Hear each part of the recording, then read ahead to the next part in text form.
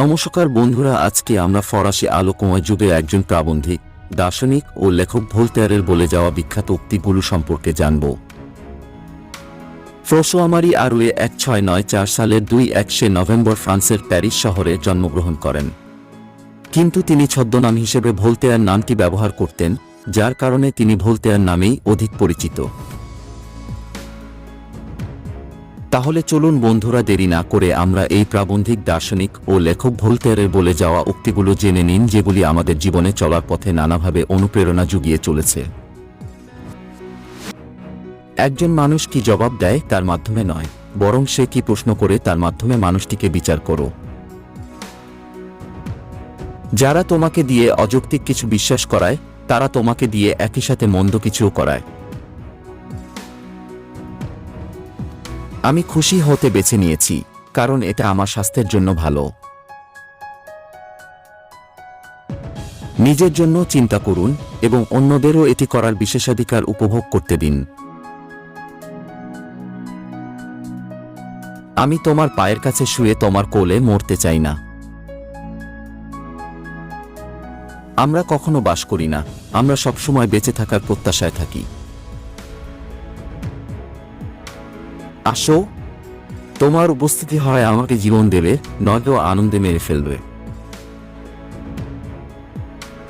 সন্দেহ একটি অস্বস্তিকর অবস্থা, কিন্তু নিশ্চিততা একটি হাস্যকর অবস্থা। সকল মানুষ একটি নাক এবং 10টি আঙ্গুল নিয়ে জন্মগ্রহণ করে, কিন্তু কেউ ঈশ্বরের জ্ঞান নিয়ে জন্মগ্রহণ করেনি। একজন নির্দোষকে নিন্দা করার চেয়ে একজন দোষী ব্যক্তিকে বাঁচানোর ঝুঁকি নেওয়া ভালো। কৃতজ্ঞতা একটি বিস্ময়কর জিনিস, এটি অন্যদের মধ্যে যা চমৎকার তা আমাদেরও অন্তর্ভুক্ত করে তোলে। ঈশ্বর যদি আমাদেরকে তার নিজের প্রতিমূর্তিতে সৃষ্টি করে থাকেন, তাহলে আমাদের প্রতিদানের চেয়েও বেশি কিছু আছে। আমি তোমার কথার সাথে বিন্দুমাত্র একমত না হতে পারি, কিন্তু তোমার কথা বলার অধিকার রক্ষার জন্য আমি জীবন দেব। আশাবাদ হল সবকিছু যখন খারাপ হয় তখনই ভালো হয়, এটা বজায় রাখার দৃঢ়তা। পাগলামি হল পরপর অনেকগুলি জিনিস খুব দ্রুত চিন্তা করা, বা একটি জিনিস খুব একচেটিয়াভাবে চিন্তা করা। যার সাথে কথা বলে সে যখন বোঝে না, আর যে নিজেই কথা বলে সে বোঝে না, সেটাই হল অধিবিদ্যা।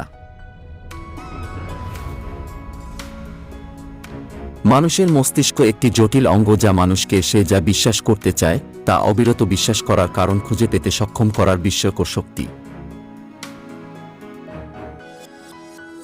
প্রেম হল একটি ক্যানভাস যা প্রকৃতি দ্বারা সজ্জিত এবং কল্পনা দ্বারা সূচিকর্ম করা হয়েছে।